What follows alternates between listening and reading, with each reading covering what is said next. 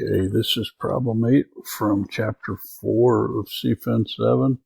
This is a present value of a lump sum. So we're asking the question, what is his amount of money received in the future worth today? And it's a single payment as opposed to multiple payments. So what is the present value of $25,000 to be received in 15 years at a 6.2% rate and a 9.6% rate? So so we're 15 years in the future, so 15 in 0.062 the percent. And if you format it ahead of time, you can enter 6.2. Just have to be careful and pay attention to what you're doing. So we're calculating the PV. The payment is 0, and the future value is 25,000. So equals PV. So my rate is 6.2. My number of periods is 15. My payment is 0. I can just go down and capture that.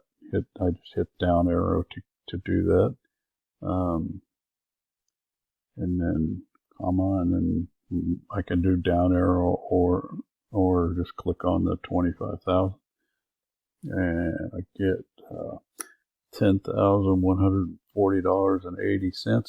So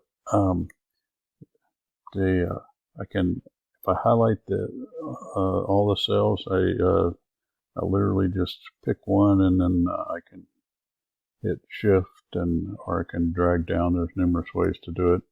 But Control C, Control V, hit up here, and this makes it the proper, that just made the proper width. So 9.6%. So at a higher rate, the present value is going to be less. So if you're earning more, you